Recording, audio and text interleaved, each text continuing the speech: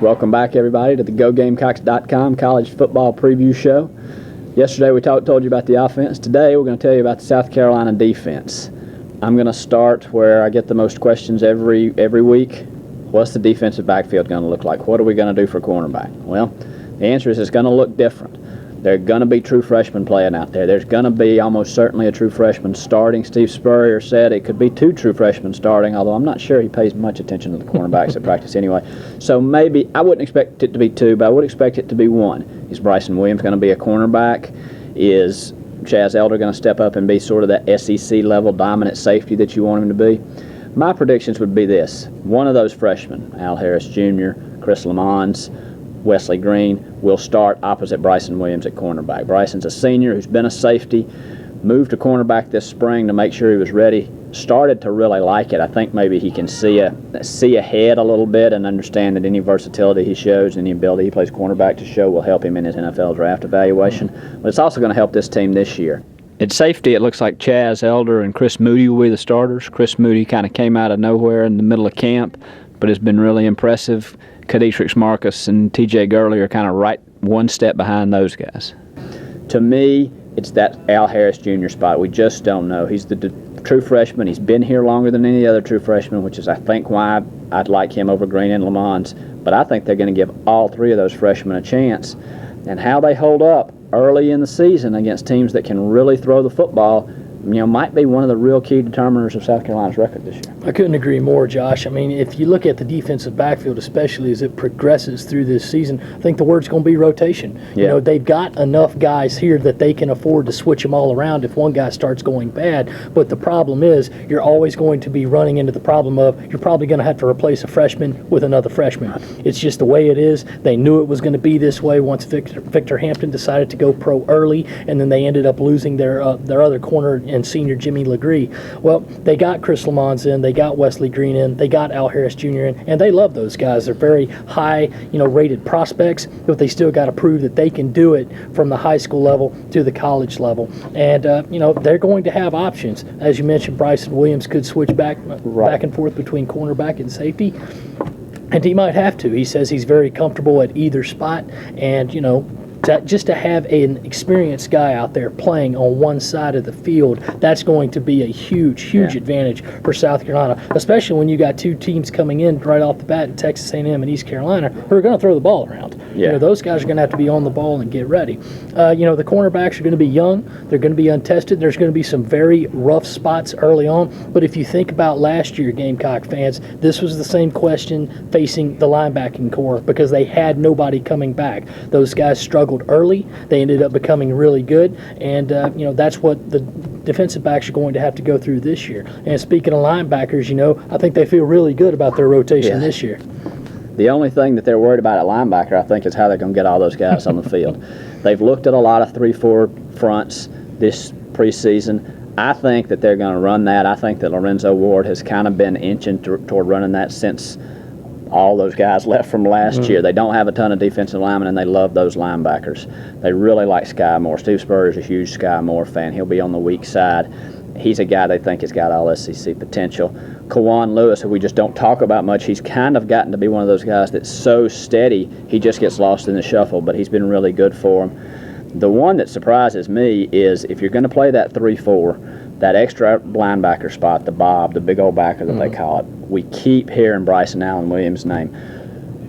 They've got so many linebackers that I think are really good. I mean, I think Marquise Roberts and T.J. Holloman are good players, but the freshman, Lorenzo Ward, just loves him. It wouldn't shock me when they're in that 3-4 to see him starting there, which would be a real testament to that kid, considering how many linebackers they've got. And you mentioned linebackers last year. First half of the season, really, they were finding their way, and the people in front of them, like Jadavian Clowney and Kelsey Quarles, and the people behind them, like Victor Hampton, had to protect them. Well, now those guys have got to protect everybody behind them and everybody in front of them, because like the secondary, the defensive line for me has got questions. Number one for me is there just not that many of them. There are not as many of them as you want. You've got to replace Jadavian Clowney, who was more than an All-American, although he was that. He was the most game planned for defensive player in college football. You've got to replace Kelsey Quarles, who I think the fact that he went undrafted in the NFL has kind of made some people forget that he was an All-American 9-sack guy last year. Really good. You've lost your other starting defensive end in Chaz Sutton. So, Gerald Dixon Jr., J.T. Surratt, Darius English, how do they respond? I think Surratt is going to have kind of a surprising year. I'm not sure he's an All-SEC guy, but I think he's going to be good. But that defensive line, I think, has got to prove that they've got the talent and the depth to hold up in the SEC, which is a defensive line league. Sure. I mean, you've got to win the battles in the trenches. You just have to do it. That's what this league was founded on. And even in the advent of spread offenses and pitching the ball all around, you've still had to be strong up front. South Carolina has been so gifted on the defensive line over the past few years. And this is before Jadeveon Clowney even came on. I mean, you think of Melvin Ingram. You think of a guy like Eric Norwood, who was really a linebacker, but he played so close to the edge, and they said, just go in and rush the quarterback. Well, it worked a lot of the time. Right. How are they going to replicate that this year, especially if they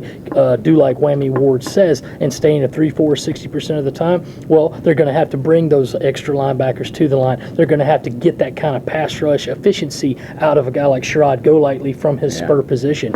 And, with those guys, it's going to be a case of, do I rush? Do I drop back into coverage? Do I spy on the tailback? That's the whole idea of the 3-4. They're going to be throwing different looks at everybody. And, I don't think it's out to lunch to say that they're doing it to protect these young defensive linemen. These guys have all been around, and they've played some games, but they have not started a lot of games. They haven't had to be out there for 70 or 80 plays a game. Right. Now, the two Dixon brothers, guys that have been here for a while, they've really developed, they've put on weight. I think that Gerald Jr. playing inside at that tackle spot is really primed to have a big year. And I also think that Darius English, who, let's not go ahead and say he's going to replace Jadeveon Clowney. Right. You just don't do that. But I think he can give you that same kind of capability. Probably not without the freakish motor and just the raw strength, but he's got a 7-foot wingspan. He's got the speed. He can get to the quarterback and bring him down. And now he's ready to play because he's finally got his weight up. Right. He came in at 210 pounds. Now he's at 250, and he's really keeping that strength on. So the 3-4 is going to be vital to the looks that they can throw to the offense. And really, there might be some rough spots early. You remember how it was. But like the linebackers last year, the final 6 games were so much better, fundamentally sound. They're just hoping to get that in. They're hoping to get it from 2 spots in the D-line and the secondary. And you're right, absolutely right. They got to get a pass rush, wherever it comes from. They got to get a pass rush to have the kind of defense that Lorenzo Ward wants. Then you look at special teams, and the question I get is, can we find a punter? The answer I give is, you've got a punter. You may not love him, but you've got a punter in Tyler Hull. And Joe Robinson likes him because he catches the ball, he kicks it quickly, he doesn't get it blocked. There are no disasters. He doesn't have as big a leg as a lot of people like. I'm not sure they found anybody with a bigger leg. I think it's just going to be Tyler Hull, and you're just going to have to probably live with it a little bit. Kickoff, they're still kind of, I think, trying to find the right fit there. Field goals, Elliott Fry. Love Elliott Fry. Sure. Walked on kind of out of nowhere from Texas. Weighs about 89 pounds, right? But has made big kicks, got plenty of leg. Returns, Pharaoh Cooper, like a lot of things, I think is going to be the Pharaoh Cooper show. Wouldn't be surprised if they try to get him out of there some. If they can find anybody else to return punts, to get him out of there, just to give him a blow, because if he's running Wildcat quarterback and playing a wide receiver, he needs to sit down at some point. For you, David, special teams, what jumps out? Well, starting with the same point, Josh, South Carolina special teams has just been kind of up and down for years. This is a unit that has finished last in the league twice in net punting, but they've done pretty well in kicking the ball, kickoff returns, and things like that. Tyler Hull seems to be the starter. He is being challenged by Zach Samaglia and to a lesser extent Patrick Fish, who's been doing well, but he's probably not going to overtake the job. Patrick Fish has the advantage of being an 8th-year player. Right, so yeah, Patrick Fish has been here forever. So, but with Tyler Hull, it's like Josh said, he may not kick it far, but he's going to kick it very high. And the best thing about that is you're probably not going to give up a real long return. Mostly their special team coverage guys can get down there and get around the returner to make sure he either fair catches it or just doesn't get a lot of returns. So we'll see if Tyler Hull can, improve his average, maybe get it over that 40-yard mark.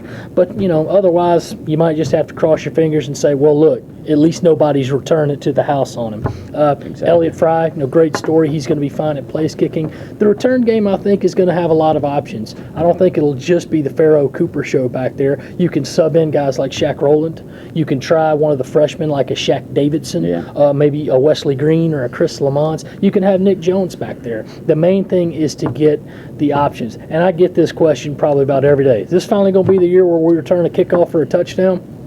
Well, we'll see.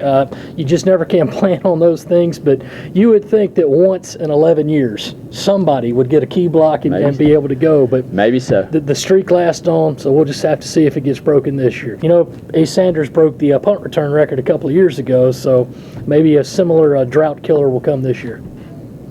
Thanks for joining us. Tomorrow we'll talk about 5 key questions that face the 2014 Gamecocks.